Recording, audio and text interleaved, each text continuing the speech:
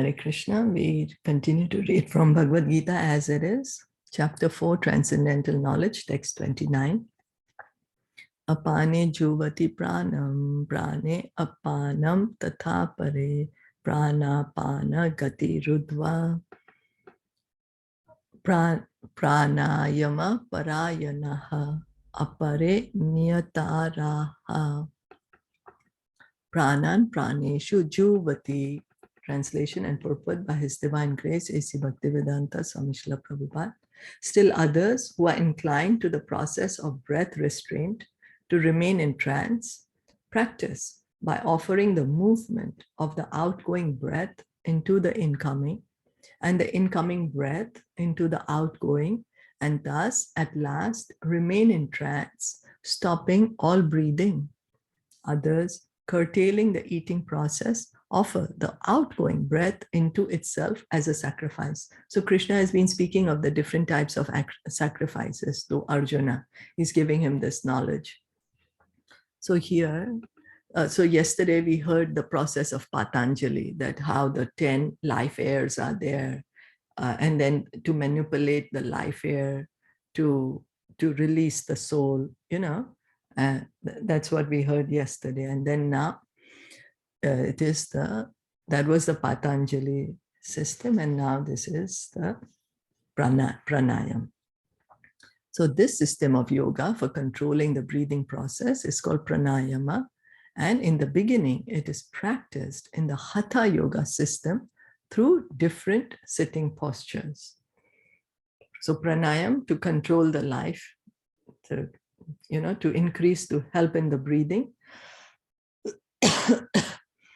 And it comes in the line of hatha yoga, where there is different sitting postures. All of these processes are recommended for controlling the senses and for advancement in spiritual realization. So this is the process of yoga to control the senses. Why? So that we can understand spiritual knowledge, spiritual realization. This practice involves controlling the airs within the body so as to reverse the directions of their passage. Okay, so in this, to reverse the direction, the flow of the air in the body, the apana air goes downward and the prana air goes upward. The pranayam yogi practices breathing the opposite way until the currents are neutralized into varka, equilibrium. So the apana and prana airs, the yogi, he is putting them in the opposite way so that there can be a balance inside the body. Offering the exhaled breath into the inhaled breath is called rechaka. When both air currents are completely stopped, one is said to be in the kumbhaka yoga. By practice of kumbhaka yoga, one can increase the duration of life for perfection in spiritual realization. So why does the yogi come to this point of kumbhaka yoga? Why? Because then he can live for a very long time. And why does the yogi want to live for a long time? Why? Because he needs that time to be able to get his self-realization by the process of yoga, perfection and spiritual realization. You can hear, we have been hearing in Bhagavatam, it takes 10,000 years or 60,000 years.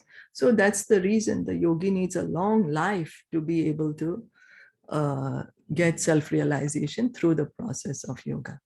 The intelligent yogi is interested in attaining perfection in one's life without waiting for the next. Means the yogi, he wants to get liberated. He does not want to take another birth. He wants to get liberation in this life. For by practicing kumbhaka yoga, the yogis increase the duration of life by many, many years. So usually the yogis, their goal is to see the Paramatma within the heart. That is their perfection of yoga, to see the Atma and the Paramatma, that I'm the soul and there is a super soul. So a Krishna conscious person, however, being always situated in the transcendental loving service of the Lord, automatically becomes the controller of the senses.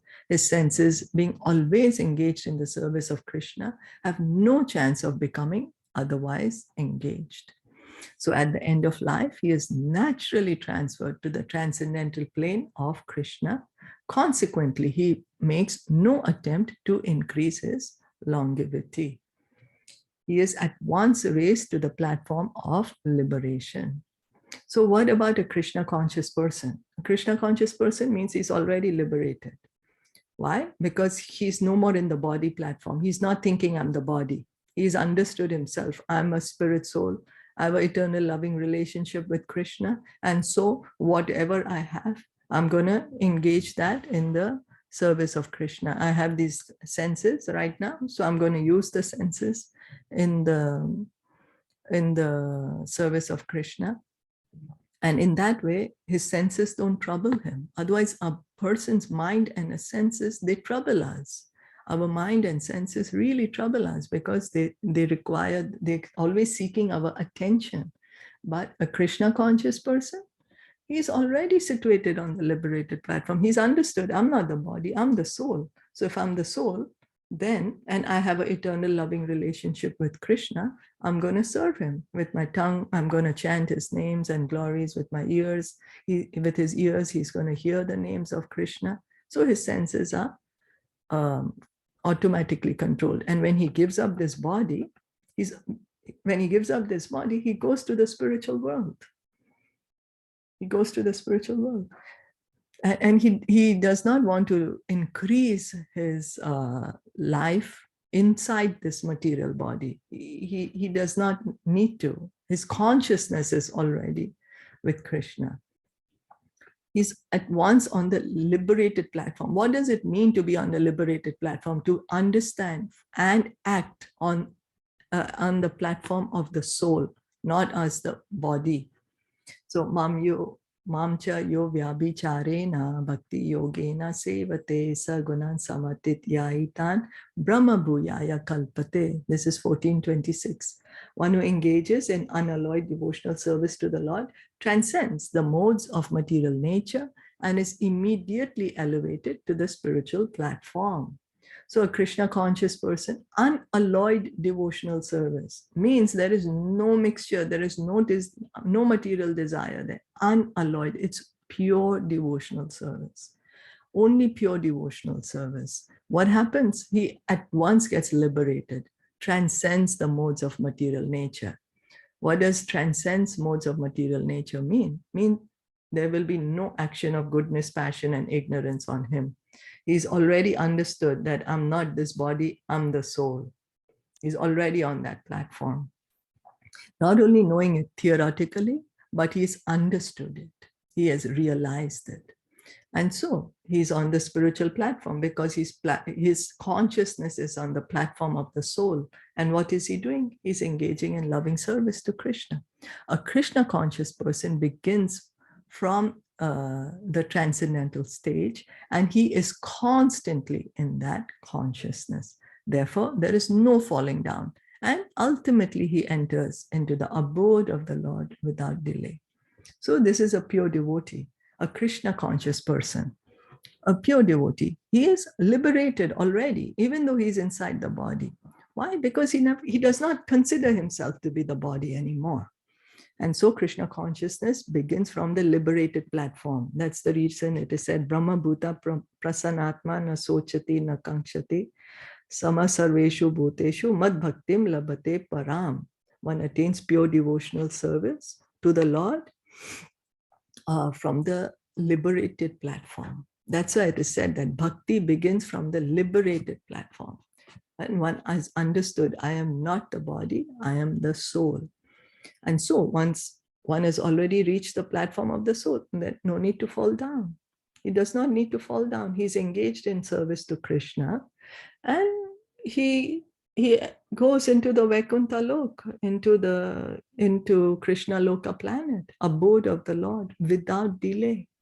Without delay. His consciousness is always at that platform. He does not have material consciousness. At no point he thinks I'm the body. The practice of reduced eating is automatically done when one eats only Krishna Prasadam, or food which is first offered to the Lord. So how does a bhakti yogi, How does he control his food intake? He says, I will eat only Krishna Prasad. Reducing the eating process is very helpful in the matter of sense control. And without sense control, there is no possibility of getting out of the material entanglement. So we need to control our senses. Why? Because otherwise our whole time and energy is going to be utilized to satisfy the senses. And so if our whole time and energy is used in satisfying the senses, how will we have time for spiritual realization? How will we have time to engage in spiritual processes? That's the reason sense control is important. So now here is said that one who is engaged in pure devotional service immediately enters into the spiritual abode. So then what about us? I'm not on the pure devotional platform. I'm not on a liberated platform. Here, Krishna consciousness begins from transcendental stage, means liberated. A Krishna conscious person is already liberated. But, oh my God, I'm not liberated. What do I do? What do I do? Well, just hear and chant. Continue to hear and chant. Hear from Bhagavatam, Bhagavad Gita. Continue to chant Hare Krishna mantra, and it will happen. It will happen because that's the process. Is that okay? Any questions or comments? Yeah, it's fine. So then the sum comes up that we keep on chanting and hearing. Yeah. Continue to hear and chant.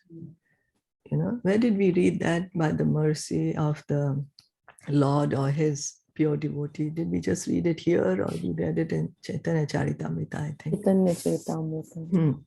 So we continue hearing and chanting, and in that way we try to attract the mercy of the Lord or his pure devotee to give us that enlightenment. Yeah. That I'm not the body, I'm the soul.